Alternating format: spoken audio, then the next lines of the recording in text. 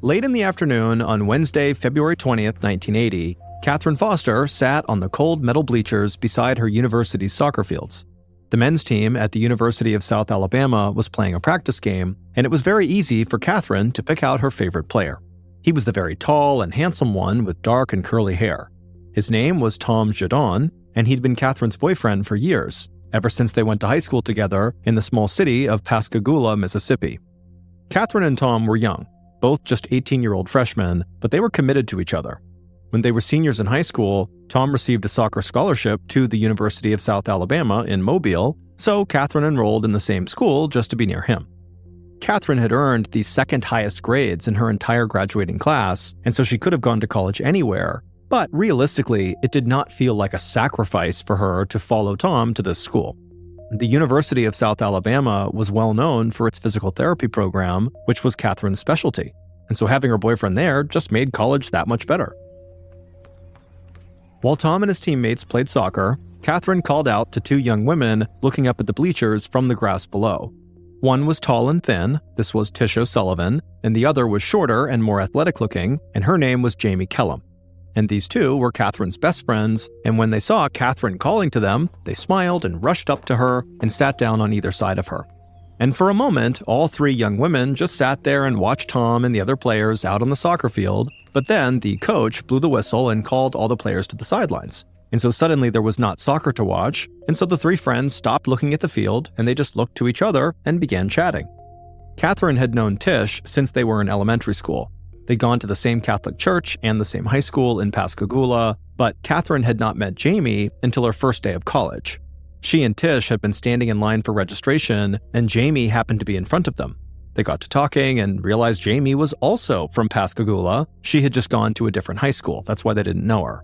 And so the three young women bonded over their shared background, and ever since that fateful meeting, they'd been inseparable. They all loved the energy of living in a big city for the first time, and lately, the women had been keeping an eye on a brand new mall that was under construction in downtown Mobile. Jamie leaned over and told her friends that she thought the mall was actually finally open now, and so they should go check it out the next day. Catherine and Tish loved the idea, and none of them had anything to do in the morning, so they could go shopping, have lunch, and still be back in time for afternoon classes. So they agreed to meet in the parking lot outside of Catherine's dorm building around 10 a.m. the next day. Just then, Catherine's boyfriend Tom came jogging over. He was sweaty and his curly hair was sticking to his forehead, but Catherine didn't care. She gave him a big kiss on the cheek and then took his hand. Then all four friends headed for the university dining hall for dinner before settling in for another evening of studies. The following morning, Catherine woke up before her alarm and she immediately rolled out of bed and jumped in the shower. After that, she went to her closet and picked out a comfortable outfit for the cool morning: blue jeans, brown walking shoes, and a light sweatshirt. Then she sat in front of her mirror and swiped on some eyeshadow, mascara, and lip gloss. She blow-dried her curly light brown hair, thought about putting it up in a ponytail, but ultimately decided she liked it better down. And so Catherine was ready, early, like always. But just then, at about 9:30 a.m., she heard a knock at her door, and so she went to answer it. She smiled when she saw Jamie standing there. Jamie said she knew she was early, but she figured Catherine would be ready too, and she was right. Catherine laughed at how well they knew each other, and then the pair walked out to Jamie's car. But before they actually got to the car, Catherine stopped and said she had forgotten her purse. So she turned and ran back to her dorm to grab it while Jamie waited. Jamie leaned against the side of her vehicle and crossed her arms over her chest against the morning chill. After a few minutes, when still Catherine had not come back outside again, Jamie was so cold that she climbed inside of her car and turned it on, put on the heat, and turned on some music. And as she was sitting there waiting, it started to feel like Catherine was taking a really long time. Jamie thought about maybe going inside to check on her, but she told herself, Catherine's fine, she'll be out in a second. But after 3 more songs played and still Catherine had not come back out again, Jamie really started to get worried.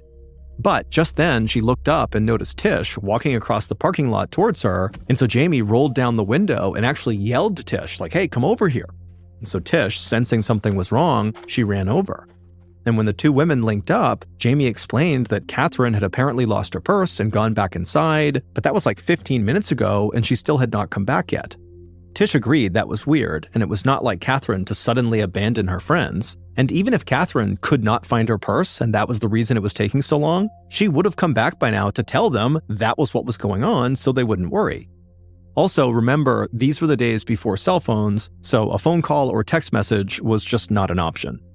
Tish could only think of one explanation. Maybe Catherine had run into her boyfriend, Tom, and decided to go hang out with him instead. It was definitely strange that Catherine never returned to let Jamie know, but the girls knew Catherine was head over heels in love with her boyfriend, and so that did kind of seem like something that could happen. Jamie nodded at this idea and agreed that Catherine could have dumped them for her boyfriend. But Tish had a class with Catherine later that afternoon, and so they'd be able to figure out what happened then. So Tish and Jamie, after waiting for a few more minutes and still not seeing Catherine, they decided to just go ahead with their shopping trip without Catherine. Tish got into the car, and the two young women pulled out of the parking lot and headed for the new mall in downtown Mobile.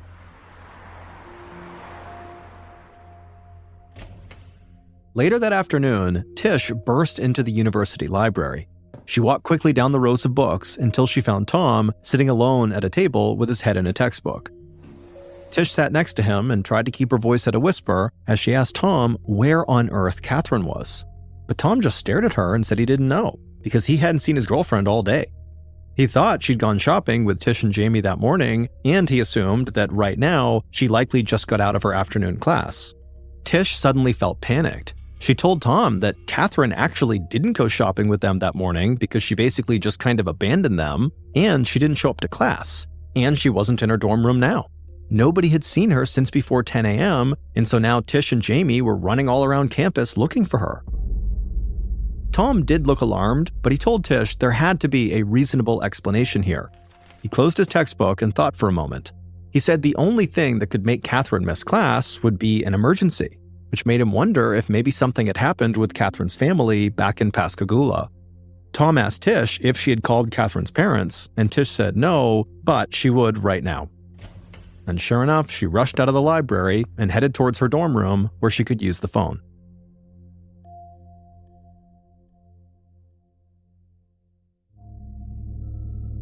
That evening, Sergeant Wilbur Williams was working dispatch at the Mobile police station. He was one of the younger cops with a dark brown mustache and a police hat that actually looked like it was 2 sizes too big on him. When the phone rang, he picked it up and he heard a woman's frantic voice on the other end. She introduced herself as Joanne Foster. She said her daughter, Catherine, was a freshman at the University of South Alabama. Right away, Sergeant Williams' ears perked up. He'd actually graduated from the same university. Mrs. Foster continued, saying she'd received a call from one of her daughter's closest friends telling her that Catherine had not been seen since earlier that morning. And Mrs. Foster said her daughter was not at home, so she had no idea where she was. Sergeant Williams listened, but he actually was not that concerned. He told Mrs. Foster that, because of partying and all these new experiences all around them, that it's pretty common for college freshmen to sort of drop off the map for a few hours from time to time. The sergeant promised the panicked mother that she really did not need to worry, that her daughter would show up. And on the off chance that she did not show up, the Mobile police would launch an investigation. But only after 24 hours had passed. That was the department policy. 24 hours later, on Friday, February 22nd, Sergeant Williams found himself back on his old college campus. The cement sidewalks and tall red brick buildings were familiar and made him nostalgic for his college days. And it would have been a whole lot better to be back here if it were not under such bad circumstances. Catherine Foster still had not been located after almost a day and a half, so the Mobile PD had officially opened up a missing person investigation, and Sergeant Williams was in charge. Now, Sergeant Williams still believed that Catherine would show up soon on her own, but he could see that all of Catherine's friends were very worried about her.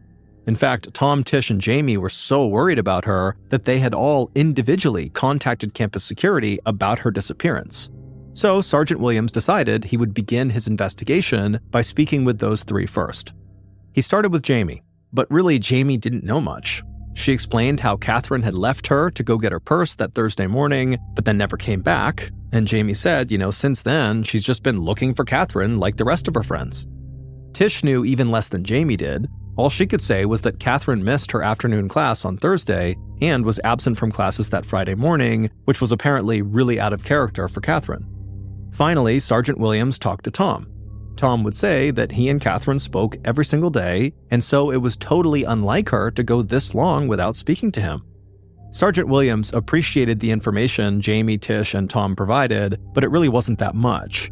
And so after speaking to Tom, Sergeant Williams spent the afternoon just kind of walking around campus, speaking to Catherine's teachers and classmates, seeing if anybody knew anything. But nobody had any information that could actually help find Catherine. And so by nightfall, Catherine was still missing, and Sergeant Williams had no idea where to look for her. The following day, Saturday, February 23rd, Tish marched arm in arm with about 50 other students, including Tom and Jamie. They joined a volunteer search party to look for Catherine under the supervision of Sergeant Williams and another officer. The search party had already scanned the entire main campus, but they'd found nothing. So around 10 a.m., 48 hours since Catherine was last seen, the police expanded their search to forested areas surrounding the university. Tish and the other volunteers kept their arms hooked together as they made their way through the trees. The police had told them that even something as tiny as a hair clip could help them find Catherine. So Tish kept her eyes locked on the crunchy brown grass, watching for anything out of the ordinary. Then, from far down the line of students, Tish heard someone scream out in terror. Her stomach dropped as she watched two police officers run towards the commotion. Without thinking, Tish just followed them and ran headfirst into the most horrifying thing she'd ever seen. Her best friend, Catherine, was there, lying on her back in the grass, motionless. Everything about her looked pristine. She was wearing her favorite blue jeans sweatshirt, her hair was fanned out around her face, her makeup wasn't even smudged. It almost looked like Catherine had just laid down for a nap, except for the puddle of blood beneath her head. Suddenly, Tish heard another student scream, and she watched Jamie drop to her knees and sob into her hands. As more people joined the crowd, Tish saw Tom running up to see what was going on. But before Tom could get a glimpse of his girlfriend, Sergeant Williams began pushing the students back and grabbed Tom by the arm. The sergeant told him this was a crime scene now, and so they had to secure the area. Another officer quickly began wrapping yellow crime scene tape around the trees, creating a large perimeter around Catherine's body. And as this was happening, Sergeant Williams did his best to hide his shock. He had truly believed that Catherine would just show up again with a simple explanation for her absence. But now, of course, everything had changed.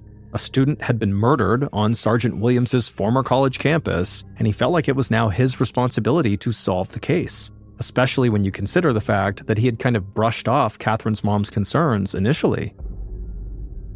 Sergeant Williams did an initial sweep of the area immediately around Catherine, but there wasn't much to find. The dirt and grass around Catherine's body did not look disturbed. There were no footprints, drag marks, or signs of a struggle. There was no blood anywhere, except right beneath Catherine's head. Sergeant Williams couldn't find any signs of a weapon either. Soon, a few other Mobile Police Department officers showed up, along with the county medical examiner. Staff from the medical examiner's office lifted Catherine's body up and then placed it into a body bag. Then they carried the bag to the coroner's van so her remains could be transferred to the county morgue for an autopsy. A few hours later, Sergeant Williams arrived at the morgue to meet with the medical examiner about Catherine's cause of death. The two men sat down in the medical examiner's office, each holding a cup of much-needed coffee, while the medical examiner explained he had uncovered some crucial information. Catherine had died from 2 gunshots from a .22 caliber gun. 1 bullet in the back of her skull and the other in her right temple. Otherwise, her body showed no signs of assault or indications that she had been bound or beaten in any way. The medical examiner also said her body showed little signs of decomposition, which made him think that Catherine had only been dead for maybe 8 to 24 hours before her body was found. Sergeant Williams thought this over. Catherine disappeared on the morning of Thursday, February 21st, but based on the medical examiner's estimation, she was not killed until at least 1 full day later. It sounded like Catherine might have been kidnapped and then held captive for more than 24 hours before she was killed. But it also appeared that she was never restrained and never fought against her killer, so how could she possibly have been kidnapped? Sergeant Williams didn't really know how to make sense of these sort of contradictory clues, but he thanked the medical examiner and headed back to the police station. He knew he had a lot of work to do.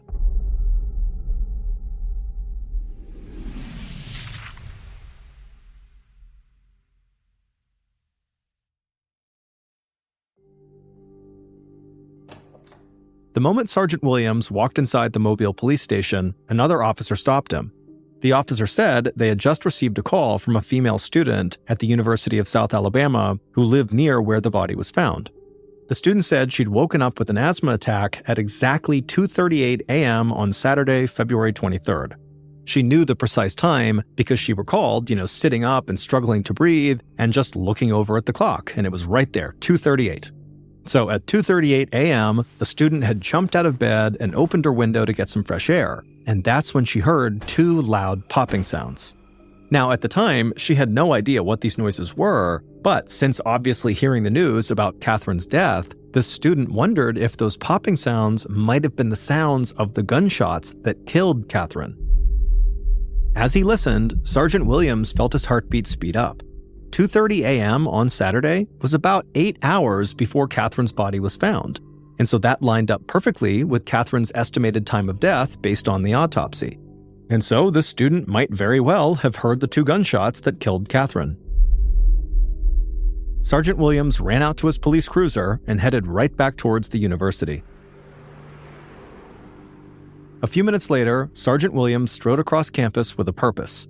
Now he was investigating a murder, so he had to go back to square one, which meant re-interviewing Catherine's closest friends.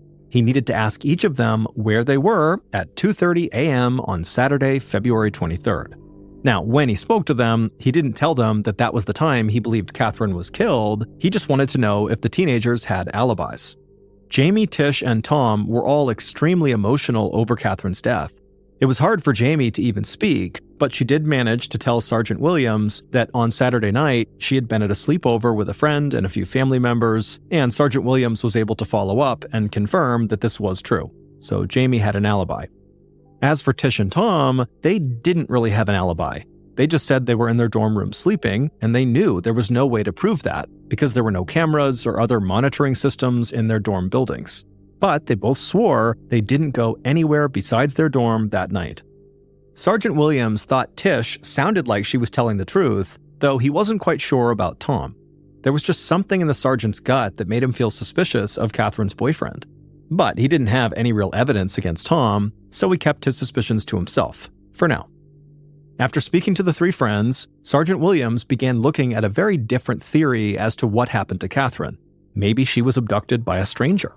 And so Sergeant Williams left campus and headed back to the police station where he could comb through the city's criminal records.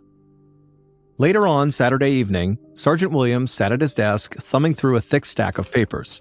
He pulled out all the records regarding violent crimes on and around the University of South Alabama, and now he was poring through each one, looking for anybody that could be a potential suspect in Catherine's murder. Sergeant Williams' eyes began to glaze over from looking at so many documents, but then one of the documents caught his attention. It was a report about a crime that had taken place several months before Catherine's murder near the university campus. A female student said she'd been walking near the woods when a truck pulled up beside her and the driver offered her a ride back to school. The young woman agreed and got into the passenger seat of the truck, and as soon as she did, the man reached over and tried to sexually assault her. She fought him off and jumped out of the truck, but as she was running away, the man pulled out a gun and shot her. Luckily, the bullet hit her in the leg, so it didn't kill her, and so she was able to get away and call the police and press charges, including attempted rape and assault with a deadly weapon. But there was one more detail that popped out to Sergeant Williams. The man who attacked the student was currently employed at the University of South Alabama in the maintenance department. Sergeant Williams couldn't believe it. He made arrangements to bring the maintenance worker in for questioning as soon as possible. The next morning, Sunday, February 24th, Sergeant Williams sat across from the maintenance worker inside of an interview room at the police station. The sergeant got right to the point and asked the maintenance worker where he'd been at around 2:30 a.m. on February 23rd. The man said he'd been working an overnight shift in a part of the campus that was relatively far from where Catherine's body was found. To Sergeant Williams, this did not make this guy seem less suspicious. All it did is it showed this maintenance worker was fully awake and on campus at the time that Catherine was killed, probably on campus. But then Sergeant Williams called the maintenance worker's boss, who would say, the worker was under his supervision the entire night and he never disappeared. And so even though this maintenance worker actually had a pretty extensive and ugly criminal record, Williams just had no way to actually link him to the murder, and so he ended up telling the maintenance worker that he was free to go.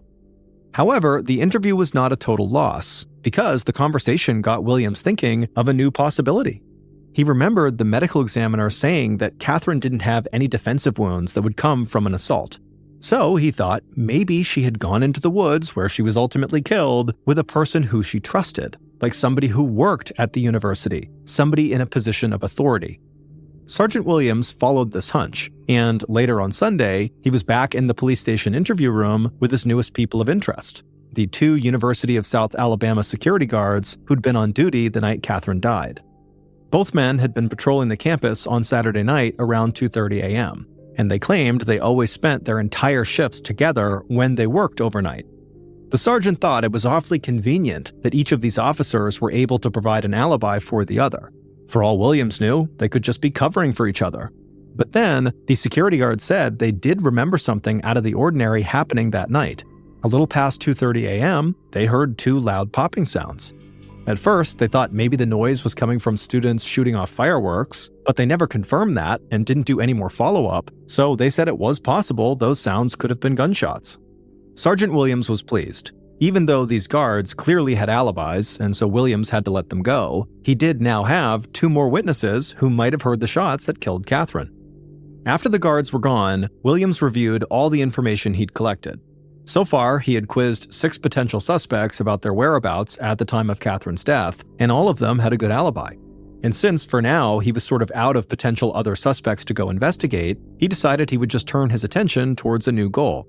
He wanted to find the gun that killed Catherine, because obviously that could lead him to the killer.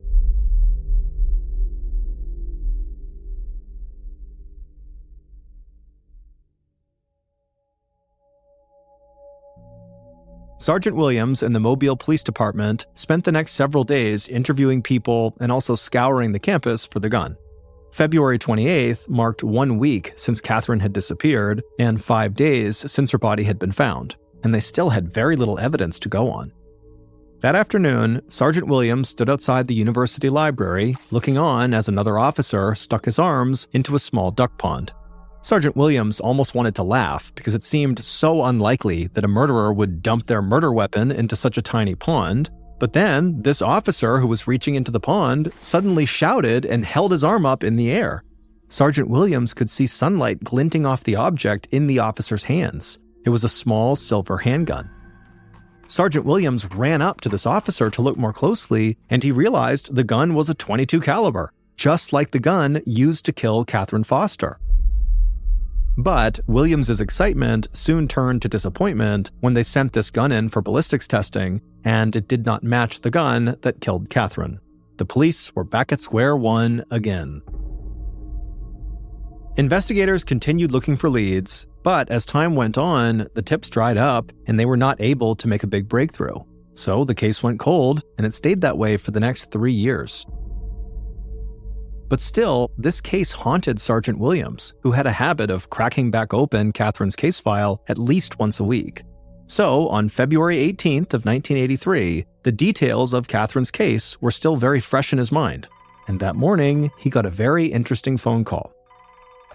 It was a call from a first responder who told Sergeant Williams that a man had been found dead of an apparent suicide inside of a house that was right near the University of South Alabama campus. And this first responder said anybody involved in the Catherine Foster investigation should really come here and see the inside of this deceased guy's home. Sergeant Williams and another officer immediately went straight to this address, and what they found inside was absolutely chilling. The man's body was still in the house, and it looked like he'd been dead for at least 3 to 4 days. But that's not what caught the sergeant's attention. It was what he found in the man's bedroom. Tacked up on the wall were news clippings about Catherine Foster's murder. There were photos of her from the local paper and copies of her autopsy report, which the man had highlighted and written on. He'd even written poems about the crime. It was like a shrine to Catherine and her murder. Then Sergeant Williams checked inside the man's closet, where he found a bunch of white button-up shirts with the logo of the company that provided security at the University of South Alabama. Sergeant Williams knew he recognized the man lying dead inside of the house. His name was Michael Maris. He was one of the campus security guards who'd been working on the night Catherine died. Sergeant Williams had interviewed him 3 years earlier, and he'd had an alibi for the night of the murder, or at least that's what Sergeant Williams thought. Sergeant Williams went through every inch of Michael's home, and in the attic above the garage, he found yet another chilling scene. Sitting up there in the dark was a big cage that was actually big enough for an adult to stand up inside of and actually walk around inside of. It was made out of chicken wire and had a lock on the outside, while on the inside, there was a mattress and pillows. A gruesome picture of Catherine locked inside of this cage formed in Sergeant Williams's mind. Suddenly, everything made sense. Maybe Michael had kidnapped Catherine and held her in this cage inside of his house before ultimately taking her out to the woods and killing her. Sergeant Williams rushed back to the police station and immediately contacted the other security guard who'd been working the night of Catherine's death. And this other guard swore up and down that he really had been telling the truth 3 years earlier. He was with Michael that entire night, and they had nothing to do with this. Sergeant Williams hung up the phone. He guessed it was possible that maybe Michael was not the killer, even though he had a creepy fixation on Catherine's murder. But how could anyone explain that cage he had up in his attic? The sergeant contacted Michael's next of kin and asked about the bizarre chicken wire enclosure. Michael's family member said that the cage was actually where Michael often kept his grandfather, who suffered from dementia and had a tendency to wander around the neighborhood. It was not meant to be cruel, it was just a measure they used to keep the grandfather safe. And just like that, Sergeant Williams's hot lead started going cold. For years after this, Sergeant Williams kept reading Catherine's case file at least once a week, hoping for a lead that just never came. And eventually, Sergeant Williams left the police force, leaving behind the murder he was obsessed with unsolved. By 2002, so 22 years after Catherine's murder, another officer named Mike Morgan had taken over the now very cold Catherine murder case. He was young, much as Sergeant Williams had been back in 1980, and he had close-cropped blonde hair, small blue eyes, and a long face. On December 4th of 2002, Officer Morgan got a surprising call at the Mobile police station. The man on the other end said he was a police officer in Pascagoula, Mississippi, which was Catherine Foster's hometown. He told Officer Morgan that a witness had come into the Pascagoula police station with information regarding Catherine's murder. Officer Morgan's heart started to race. By now, the unsolved murder was like an urban legend among college students and police officers in the area, a mystery that might never be solved. Morgan never imagined he'd actually get a break in this case. Officer Morgan told the officer in Pascagoula that he wanted to speak to this new witness in person. So he hung up the phone and rushed out the door to make the 40-minute drive to Mississippi. Less than an hour later, Officer Morgan was sitting in the Pascagoula police station with his heart still going a mile a minute. But the story that this witness ultimately told him was so incredible that Officer Morgan wasn't sure if he even believed it. It went against everything the Mobile Police Department thought they knew about Catherine's murder. Officer Morgan told this witness that he couldn't believe these wild claims unless he saw real proof. And this witness said Officer Morgan could see all the proof he could ever need if he just went to this one really specific address. So the officer got back in his police cruiser and he headed to that specific address. Morgan pulled up in front of a totally unassuming residential home. The owner was working in the yard, and they looked up when they heard a car pull up. Officer Morgan got out of the car, approached the owner, and explained why he was there. And so the homeowner then led the officer into the house and to a set of storage lockers. The owner unlocked one, pulled out the item that Morgan was asking for, and he handed it over. And the second Morgan looked down at this thing in his hands, he knew he had just solved Catherine Foster's 22-year-old murder.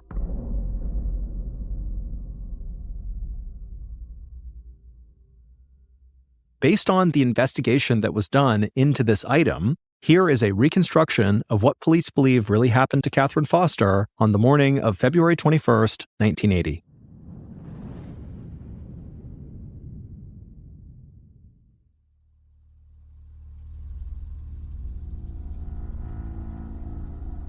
Catherine's killer felt very confident. They were sitting behind the wheel of their car, and when they saw Catherine walking outside of her dorm building, they jumped into action. They pulled up alongside her and began honking the horn and waving to her. Catherine looked over and her face lit up. She recognized the driver, and she was really excited to see them. Catherine ran over and hopped into the passenger seat. They chatted as they drove away from the university, but they didn't go very far. Catherine's killer rolled to a stop beside a wooded area just off campus and said they just remembered something. They said they needed a specific type of plant for a botany class they were taking. So they asked Catherine would they come into the forest with them and help them find it. And Catherine said, yeah, of course. And so the pair walked along the crunchy brown grass into the trees, and as they walked along, Catherine, who had her head down and was scanning the ground diligently for this plant, she began getting maybe a few steps ahead of her killer. And when this happened, and the killer realized Catherine was distracted, the killer stopped and just stood there staring at Catherine with rage burning inside of them. Then the killer quietly slipped off their backpack and then reached inside and began feeling around. And eventually they felt the .22 caliber pistol they had stolen from their grandmother, and they pulled it out, and without any hesitation, the killer raised that gun and aimed it right at the back of Catherine's head, and then they fired. But amazingly, Catherine did not fall down after getting shot in the head. Instead, she slowly turned around to look at her killer. Her eyes were wide with shock and confusion, and for a second, the two just stood there in silence staring, until Catherine fell to the ground. But Catherine's killer could tell Catherine was not dead. She was still breathing. So they casually raised the gun again and fired a shot into her temple to make sure she was dead.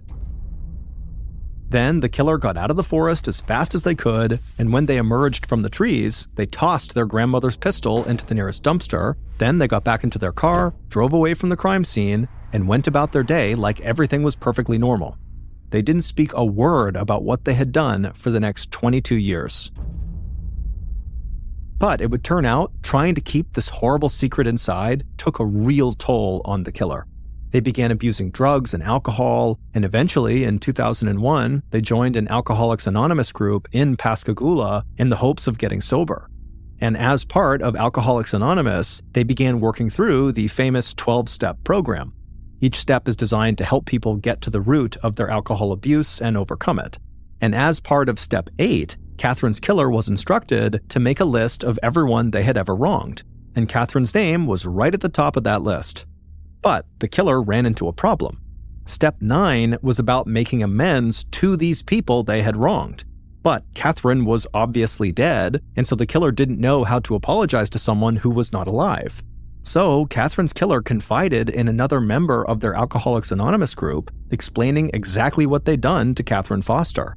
And this other person said the best way to make amends would be to write Catherine an apology letter and read it over her grave. And that's exactly what the killer did. In late 2002, they stood in the cemetery where Catherine was buried in Pascagoula, Mississippi, holding a handwritten letter. They looked around to make sure they were alone, and then they read their apology out loud. The letter said, "Dear Catherine, after all these years, I have come to you. It is me, Jamie, the girl who took your life."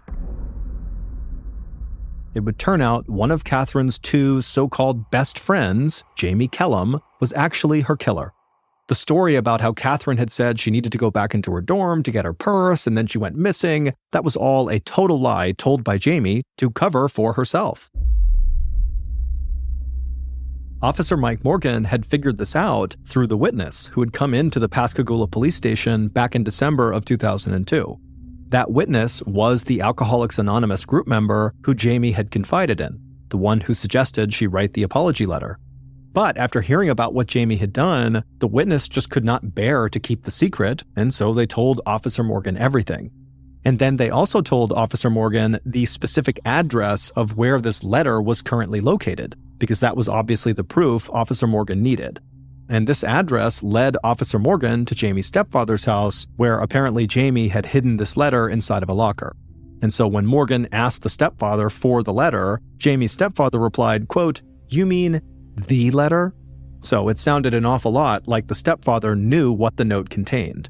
And the letter didn't just contain Jamie's confession about killing Catherine, it also detailed her motive for killing Catherine. Although nobody knew it back in 1980, Jamie was absolutely obsessed with Catherine's boyfriend, Tom, the tall, handsome soccer player. Jamie and Tom had met long before either of them went to the University of South Alabama. They'd crossed paths at a tennis tournament during high school, and while Tom did not really remember Jamie, she never forgot him. She kept tabs on him through the gossip in their small Mississippi hometown.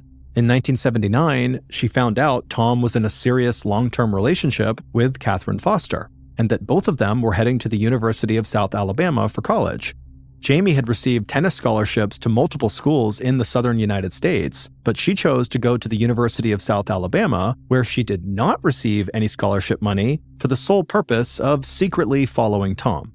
And the day that Jamie met Catherine and Tish magically in the registration line and they all became best friends, that was not a coincidence. She intentionally inserted herself into that friend group to be closer to Tom. And then she began taking pictures of Tom and showing them to her family, claiming that he was actually her boyfriend. She even kept a lock of Tom's hair. Now, Tom had no idea this was happening, and neither did Catherine. But as Jamie realized that breaking up the young couple was going to be harder than she thought, she got more and more desperate. She wanted to get Catherine out of the way, and she believed there was only one way to do that: to murder Catherine. So she carried out the crime, then casually went shopping with Tish at the new mall like nothing happened.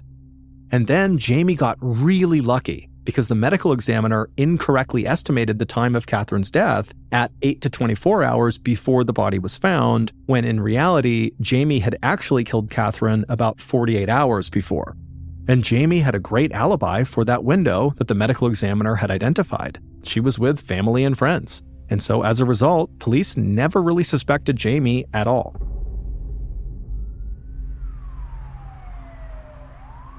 On November 21st of 2008, Officer Mike Morgan and another member of the Mobile Police Department pulled up outside of a blue and white colonial-style home in Jackson, Mississippi.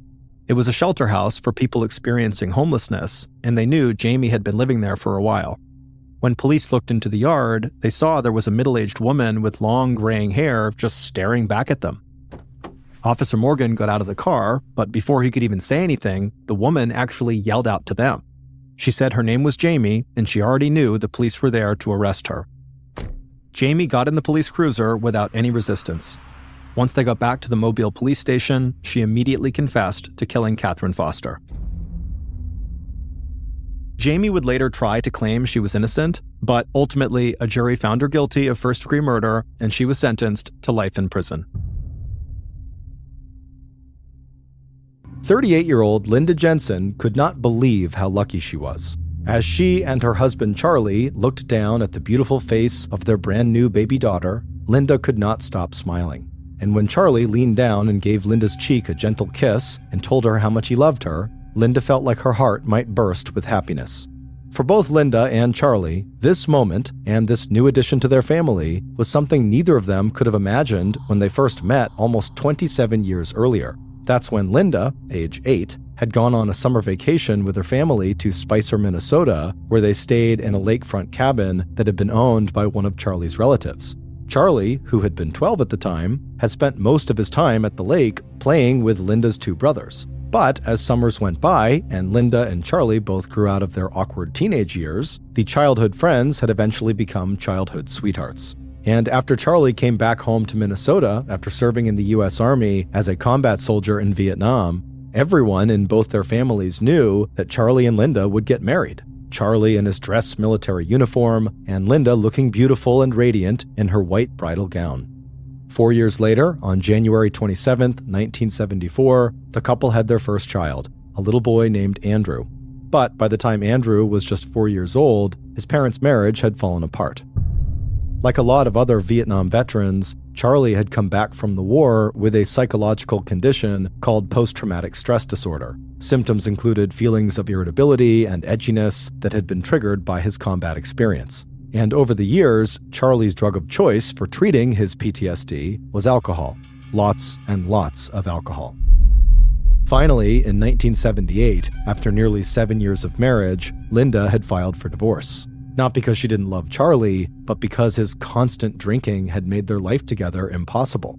And after that divorce, Linda would spend the next 12 years of her life never quite able to forget Charlie. and also never quite able to find any relationship that didn't end in one kind of a disaster or another.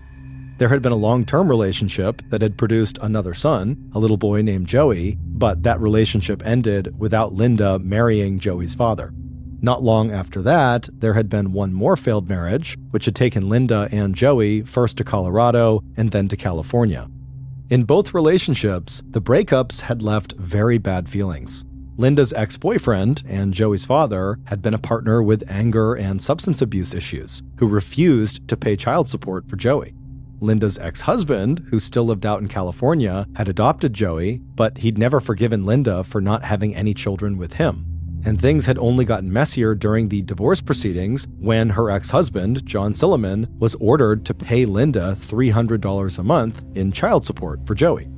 Finally, with no place left to go, Linda had accepted the offer from her older sister, Sandy, that Linda and Joey should just come back home to Minneapolis and live with Sandy until Linda could pick up the pieces of her broken life. Now, as Linda looked up at Charlie from her bed in the hospital maternity ward, she could not even see the smallest trace of the angry and damaged-seeming young man she had left behind 13 years earlier. Because, for Charlie, the divorce from Linda had been a wake-up call. And once he realized just how much his drinking had cost him in terms of his marriage, family, friendships, money, and work, Charlie had made a promise to himself and to his son, Andrew, that he would get clean and sober. And that's exactly what Charlie did.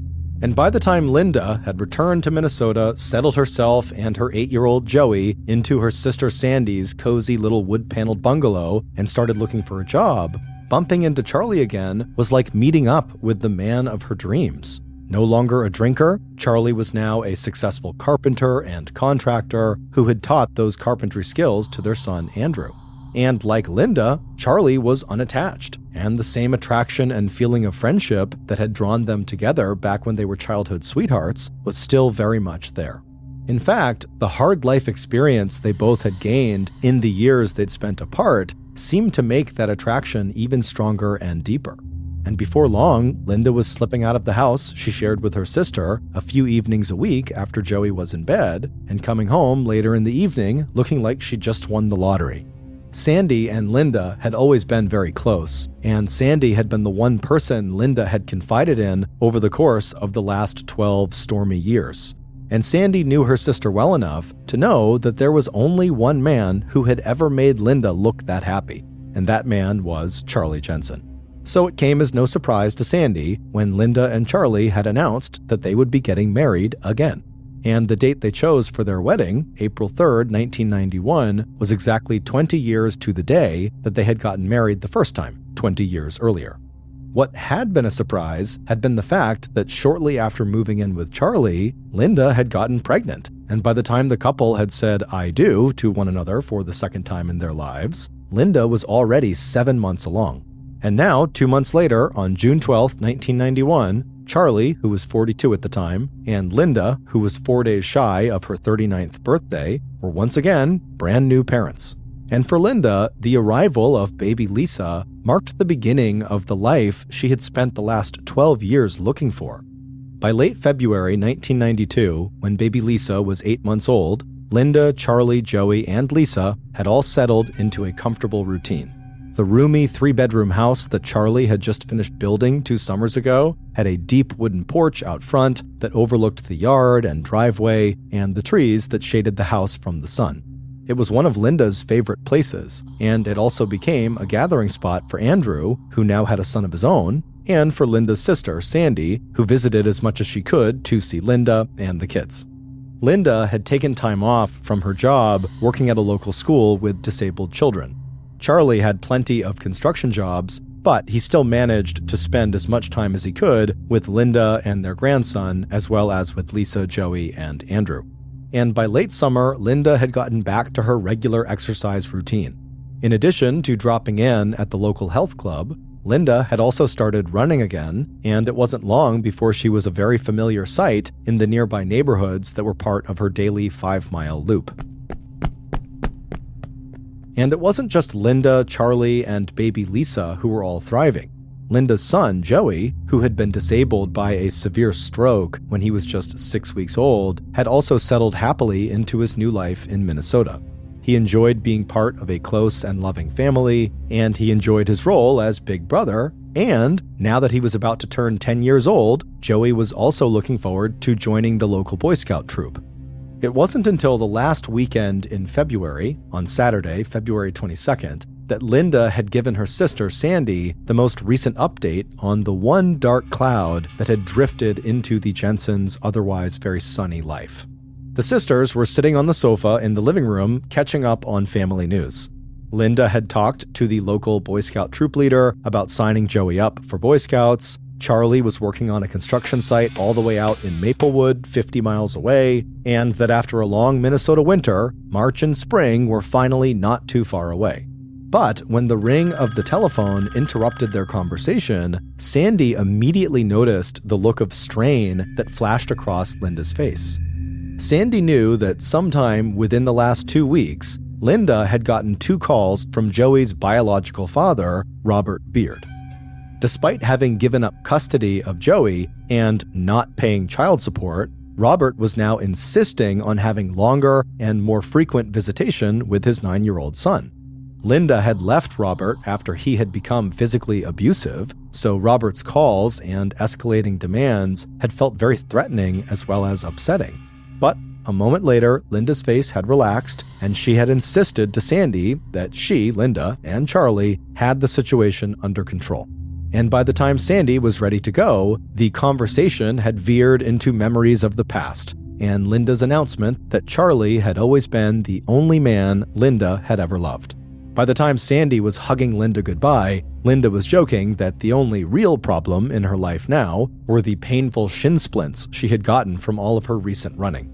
And 2 days later, on the morning of Monday, February 24th, that was absolutely true.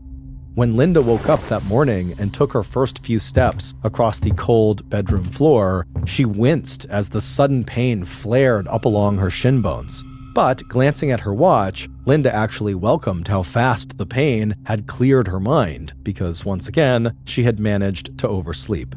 After pulling on her sweatsuit over her t-shirt and underwear and checking that baby Lisa was still asleep, Linda hurried into Joey's room to wake him up.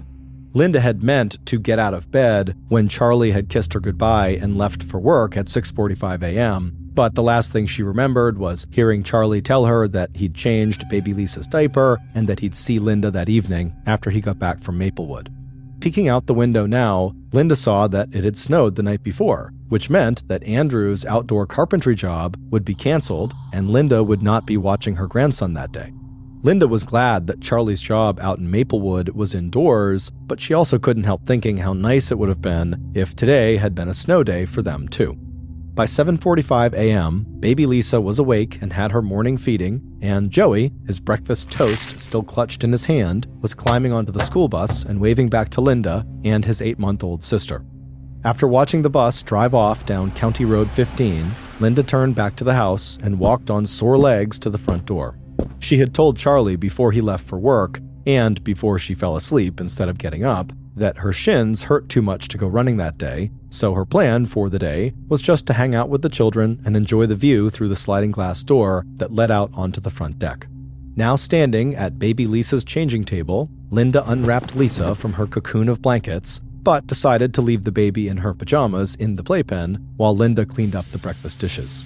But just as Linda was ready to go back out to the living room and get Lisa dressed for the day, Linda was surprised by the sound of a knock on the front door. The Jensen house was set far enough away from the road, with a long enough driveway, that the family did not get that many unexpected visitors. But this was Big Lake, Minnesota, population just over 3,000 people, and most people here never even bothered to lock their doors, let alone think twice about opening that door to a neighbor who might need help or a favor. So, after leaving baby Lisa right where she was, in the playpen in the living room, Linda dried her hands on a kitchen towel, and with a smile, she walked to the front door. At least she'd have something interesting to talk to Charlie about when he called, as he always did, sometime during the morning from any job site where he was working. It was 9:30 a.m. when Charlie made his first call home to Linda. She usually picked up right away, eager to find out how he was doing and tell him about something wonderful that Lisa had just accomplished. Now, frowning a little, he drummed his fingers on the telephone receiver while he waited for Linda to pick up. Instead, the answering machine came on, and so Charlie left a message for his wife, telling her he'd try again later. But after the third unanswered call of the day, Charlie decided to leave work early. Linda sometimes screened telephone calls by letting them go to the answering machine, but if that was the case today, she would have picked up as soon as she heard his voice leaving a message. As he hopped into his truck and drove northwest from Maplewood towards Big Lake, Charlie told himself not to worry. Maybe Linda had decided to take a nap at the same time she had put Lisa down for a nap. Maybe she'd stepped outside onto the front deck to look at the snowfall. And besides, school had let out, so by now, Joey should be home with his mom and baby sister. By the time Charlie walked into his house, it was 4:05 p.m., and the first thing he noticed was the sound of 8-month-old Lisa crying. Charlie immediately yelled out for Linda, but Linda didn't yell back. Dropping his coat onto the nearest chair, Charlie followed the sound of Lisa's crying through the dining room, where he saw Joey doing his homework at a small table near the wall, and into the living room, where he saw baby Lisa in her playpen, still in her pajamas, her face red and wet with tears. Even as Charlie picked Lisa out of the playpen and stepped over to the foot of the stairs to call his wife's name again, he knew something was wrong. Linda would never have let Lisa stay in last night's pajamas for the entire day. And again, when Charlie did not get a response from Linda, he put Lisa back down inside of the playpen and automatically began a search of the house for his wife. Joey had seemed uncertain when Charlie asked whether Joey had seen his mom, so telling Joey not to worry, Charlie started his search in the laundry room in the basement where Linda would have been out of Joey's sight. But by the time Charlie left the empty basement to check the upstairs bedrooms, he wasn't even trying to act calm. Taking the stairs 2 at a time, the question went round and round in his mind. What on earth could have happened to his wife? But not even Charlie's worst nightmares could have prepared him for what was inside of the bedroom that he and Linda shared. When he pushed open the bedroom door, the first thing he saw was a bundled up white quilt on the floor at the foot of the bed. Only it wasn't just a quilt. Peeking out from the folds of the material, Charlie could see Linda's shiny dark curls and her long, bare, slender legs. And in the middle of the quilt, at the center of a dark red stain, Charlie saw the wooden handle of one of the kitchen knives he and Linda kept in a butcher's block on their kitchen counter. Falling to his knees on the floor next to Linda's body, Charlie reached out and pushed a fold of the quilt down so he could see Linda's face. And that's when Charlie knew that the woman he had loved ever since they were both children was dead.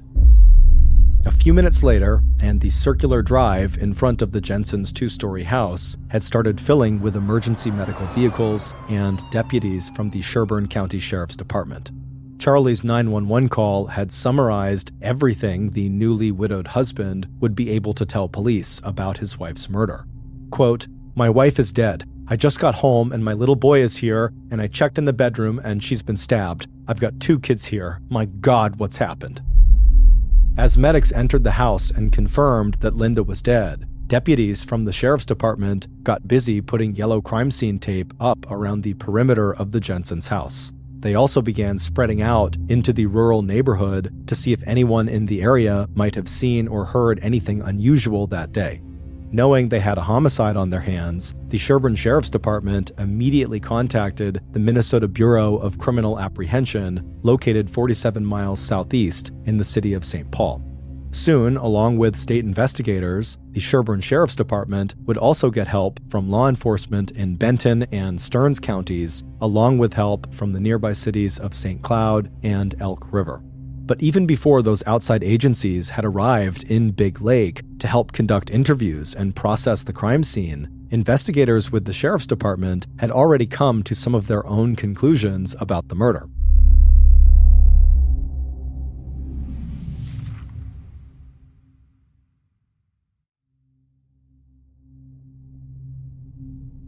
After doing an informal interview with Charlie, who had described his entire day and all his interactions with his wife, from the time he woke up and left for work, to the series of unanswered phone calls, right up until the moment he dialed 911, police were working on the assumption that Linda had probably been murdered sometime that morning.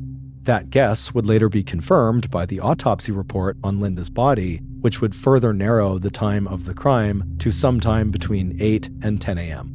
Based on the brutality of the crime and the fact that there was no sign of forced entry and nothing of value appeared to be missing, police also assumed that this crime was personal, not the result of a robbery gone wrong. And finally, given that Linda was naked when she was wrapped into the white quilt and then stabbed, police also believed that what they were looking at was not just a murder, but a violent sexual assault. And this assumption would also be confirmed when the medical examiner found traces of semen on Linda's ankle and inside of her body, along with defensive wounds that suggested that she had struggled with all her might against her attacker. The medical examiner would also discover that the actual cause of Linda's death was strangulation, and that she had likely been dead even before the killer had plunged the 10-inch long blade of the butcher's knife so deeply into her chest that the fabric of the quilt had become embedded in the wound. According to one investigator, it looked to the police like someone had actually tried to carve Linda's heart out of her chest. And Linda's sister, Sandy, would later remember the medical examiner telling her that along with the surface bruises, scratches, and deeper bruising to her sister's body, there was a single dried tear on Linda's cheek. But unfortunately for investigators, even though they had lots of details about how Linda had died, they did not have many clues about who might have committed the crime. It would also turn out that aside from the semen samples that the medical examiner would find in and on Linda's body, there just wasn't much physical and forensic evidence that crime scene techs were able to recover from inside of the Jensen house. Whoever had raped and killed Linda had stripped the sheets, which may have contained hair, blood, and skin tissues, and taken them away with them. According to Charlie, the only other items that appeared to be missing might also have contained DNA evidence. The t-shirt and underwear that Linda had been wearing that morning, and that she was probably still wearing when she was attacked. The first obvious suspect in Linda's murder was her husband, Charlie Jensen. It hadn't taken police long to learn that the couple had been married back in 1971, but had divorced because of Charlie's post-traumatic stress disorder, which made him prone to anger and irritability, coupled with his alcohol abuse. But over the next 72 hours, the police would confirm Charlie's work alibi. Charlie would also pass a lie detector test and volunteer a DNA sample that would eventually rule him out as Linda's killer. But even as Charlie was being cleared from the suspect list, police were already following what they believed was a very promising lead provided by the mail carrier who delivered mail along the rural route where Charlie and Linda lived. According to the mail carrier, when she had arrived at the Jensen house at 11:30 a.m. on Monday, February 24th, the day of the murder, she saw a white male in a copper-colored pickup truck pulling out of the Jensen's driveway. The mail carrier's description was detailed enough that police artists were able to put together a sketch that showed a man in his 30s or maybe 40s with scraggly brown hair and a gray flecked beard who had what looked, to the mail carrier, like red scratches on his hands. Less than an hour after the sketch was released to the media and featured in print and TV news, the tips from the public started to pour in. And soon police were interviewing anyone in Big Lake Township who had reported seeing the copper-colored 1970s Ford pickup truck or its alleged driver. On March 2nd, 6 days after Linda's murder and 2 days after her funeral service, a heartbroken Charlie Jensen packed up the home he had built for himself and Linda and moved his little family into an apartment building.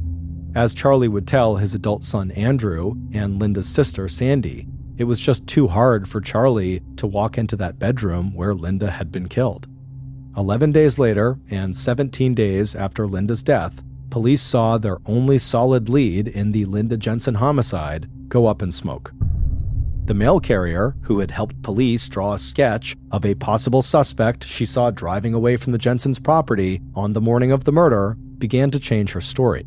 She now thought that instead of being copper-colored, the truck she saw might have been light green with white panels and snowplow brackets on the front.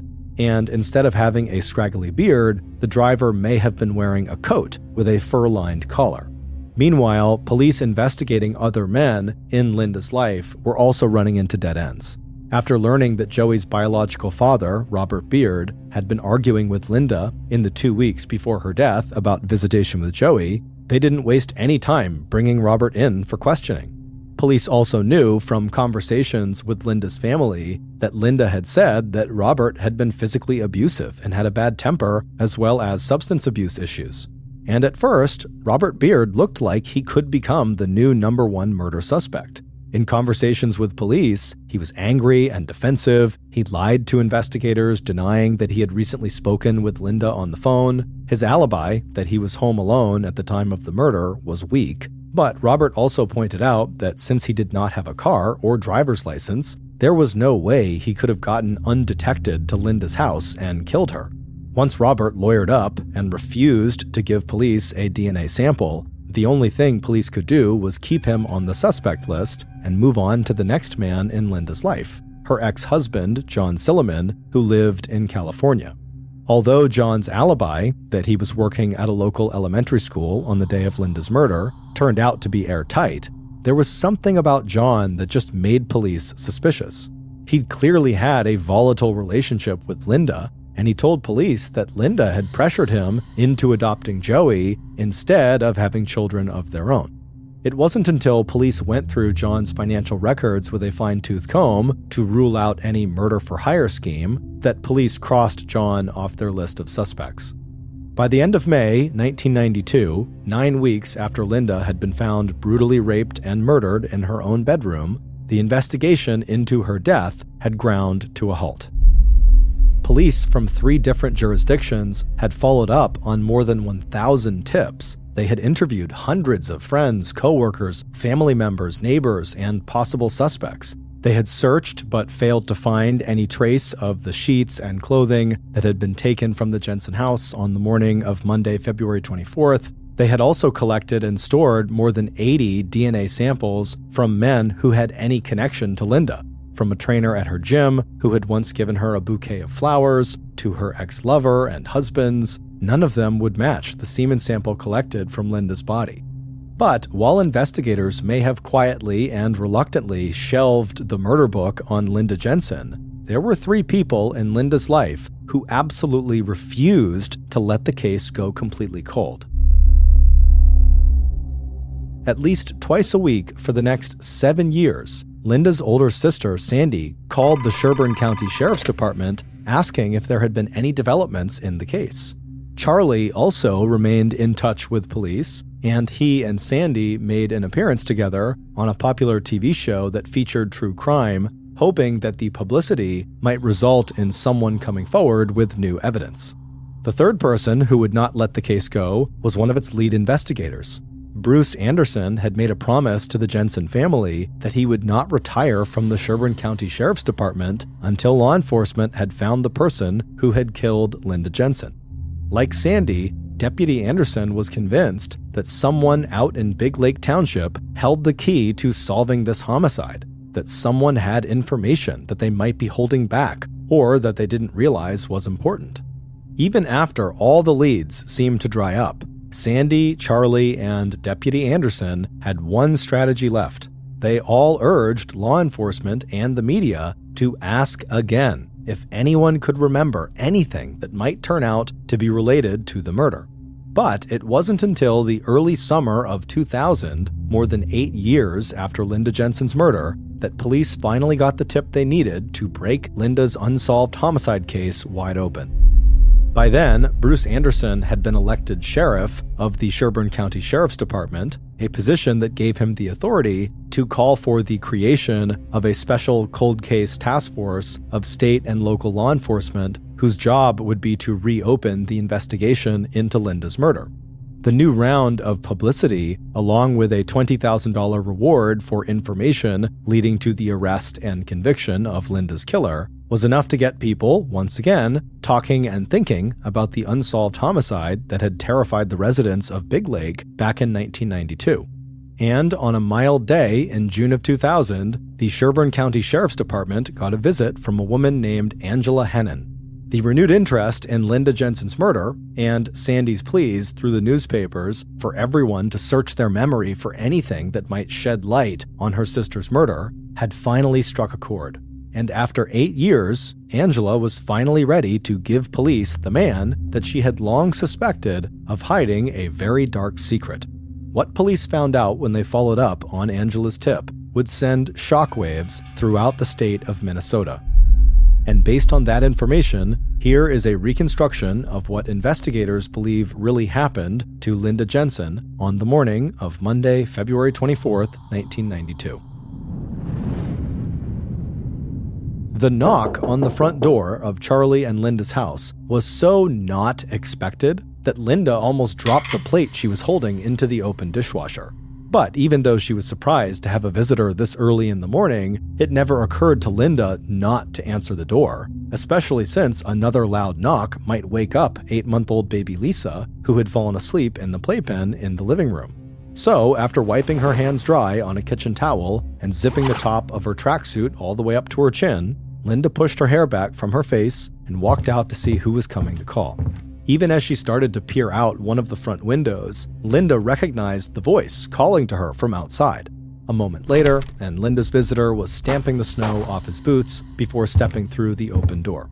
But even as Linda closed the door behind her visitor and apologized for how untidy her house was, Linda's killer was hardly listening.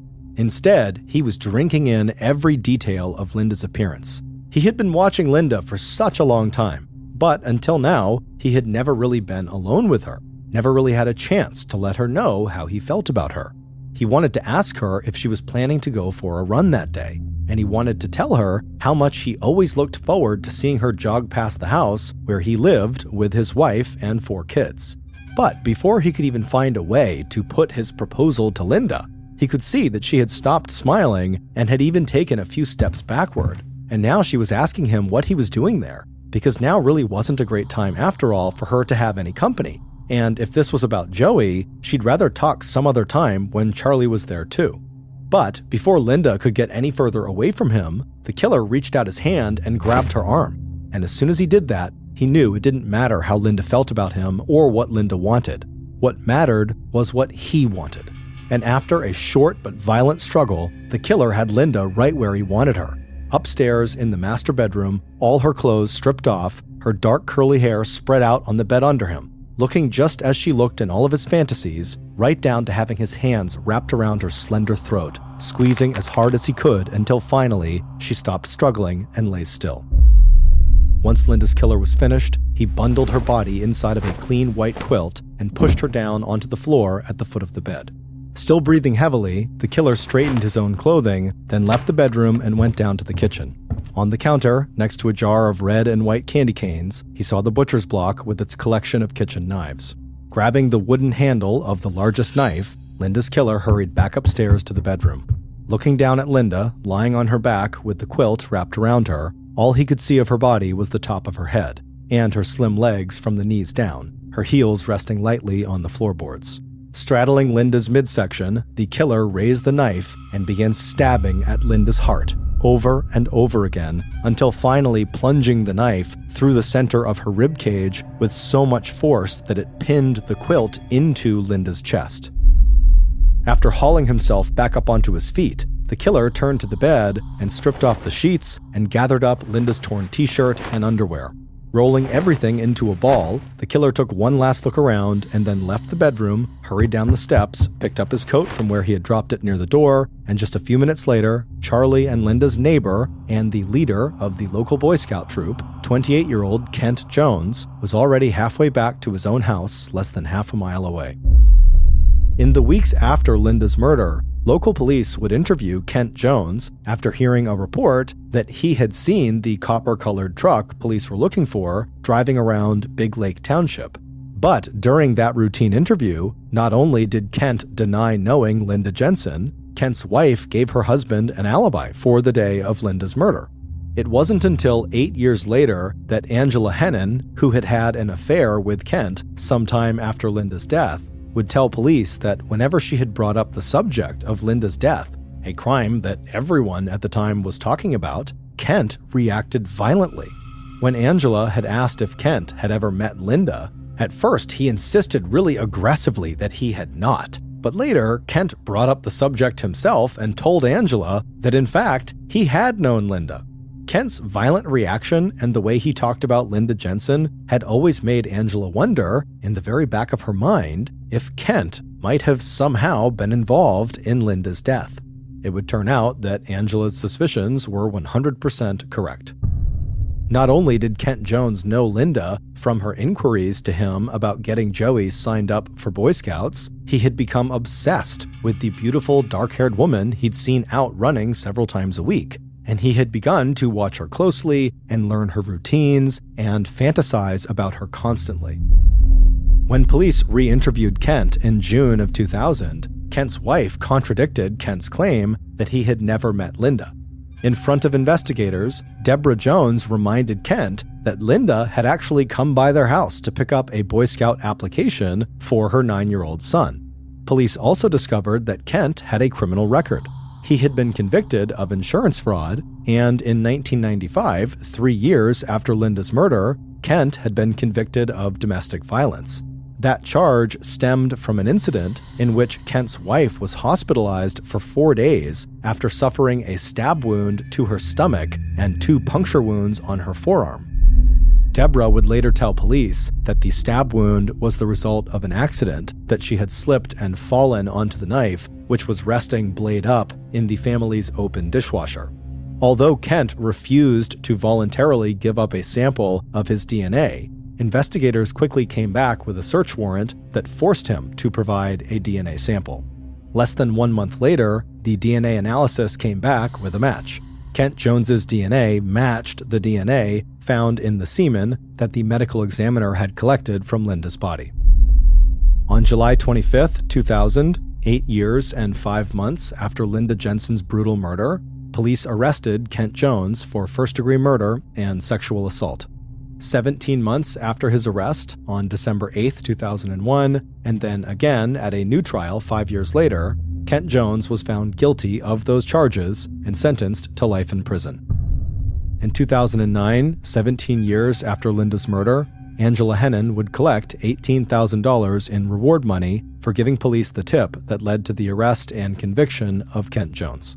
For Charlie Jensen, Linda's death at the hands of Kent Jones has left some scars that will just never go away. Quote, "He took a mother away from her children, a wife from her husband, and a beautiful person away from the world." End quote.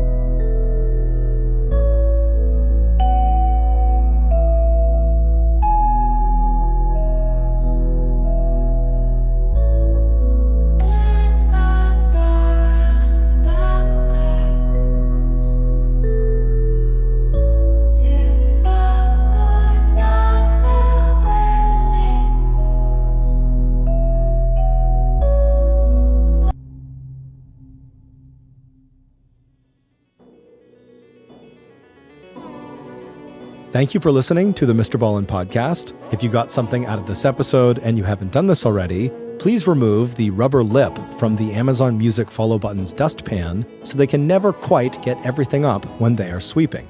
This podcast airs every Monday and Thursday morning, but in the meantime, you can always watch one of the hundreds of stories we have posted on our main YouTube channel, which is just called MrBallen. Consider donating to our charity. It's called the MrBallen